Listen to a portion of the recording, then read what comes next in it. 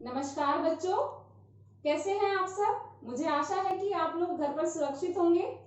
बच्चों, आप वीडियो देख देख के मुझे लगता है बहुत बोर हो गए हो, तो इस वीडियो में हम कुछ मजेदार करेंगे।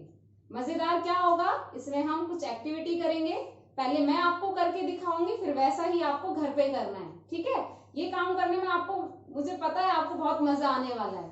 तो देखो, हिंदी कक्षा दूसरी, क्रियाकलाप 1। क्रियाकलाप में एक्टिविटी 1 पहली एक्टिविटी है हमारी। इस एक्टिविटी में हमें क्या करना है, बातचीत करनी है, पढ़ना है और फिर लिखना है।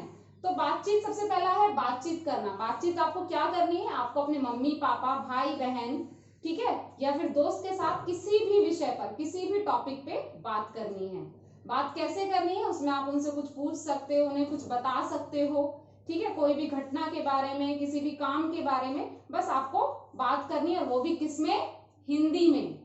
हिंदी में बात करनी है, तेलुगु नहीं। ठीक है, तो हिंदी में हम बात करेंगे। कैसे बात करेंगे, इसके लिए मैं आपको एक एग्जांपल देती हूँ। मैं अपने स्टूडेंट कार्तिक को, जिसको आप सभी बहुत अच्छे से जानते हैं, मैं कार्तिक को बुलाऊंगी। ठीक है, आप देखना हम दोनों कैसे बातचीत करते हैं। ठीक है, बिल्कुल ऐसे ही आपको अपने मम्मी पापा भाई बहन के साथ बात करनी है। तो कार्तिक प्लीज कम।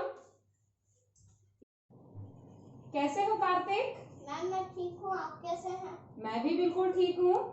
मैम आजकल इंसान कोरोना वायरस से डर क्यों रहे हैं?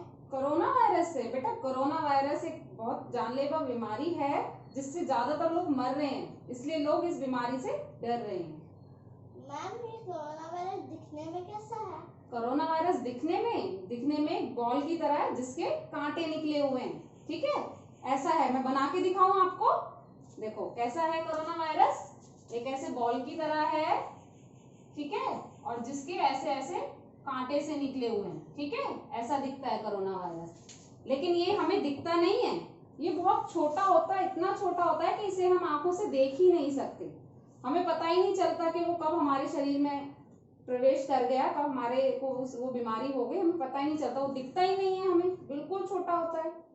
मैम ये कोरोना वायरस आया कहाँ से है? कोरोना वायरस बेटा, सब कह रहे हैं कि चीन से आया है, कि चीन से ये कोरोना वायरस फैला है।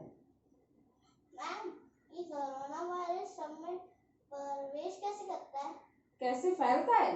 तो कोरोना वायरस बेटा, जैसे अगर किसी को कोरोना वायरस है और हम उसके संपर्क में आ जाते हैं, उसके पास चले जाते हैं, तो उससे वो हमारे अंदर आ सकता है। अगर हमने किसी चीज को टच कर लिया उसको, ठीक है, या उसके पास बैठे हैं, तो ये हवा से भी फैल रहा है। ठीक है, तो हमें नहीं पता कि किसको कोरोना वायरस है, तो उससे हमें थोड़ी दूरी बना के रखनी है। ठीक है, और अच्छा आप बताओ, आप क्या कर रहे हो कोरोना वायरस से बचने के लिए?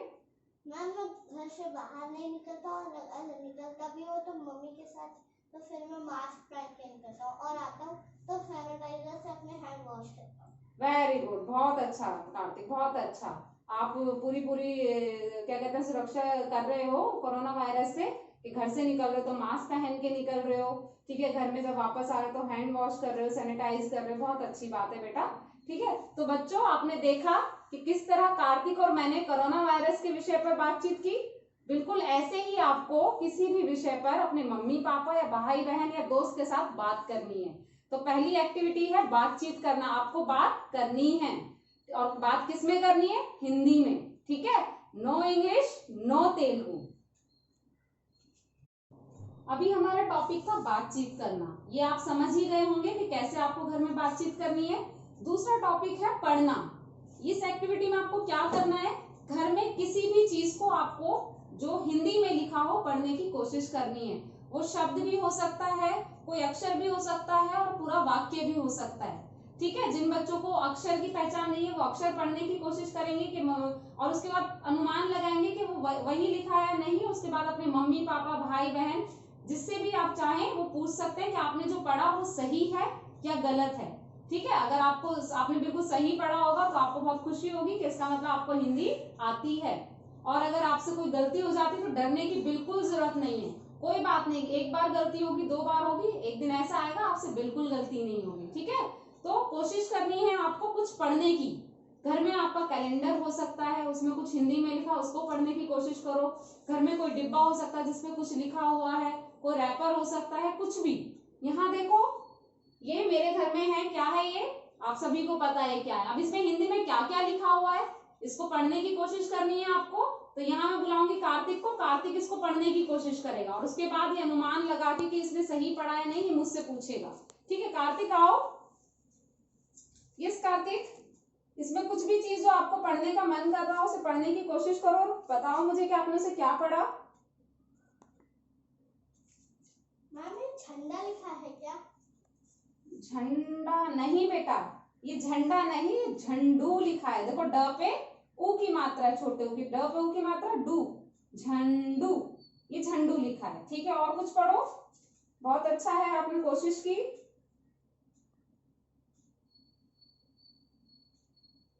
पढ़ो पढ़ो, क्या लिखा है? अच्छा इसे पढ़ो, ये क्या लिखा है?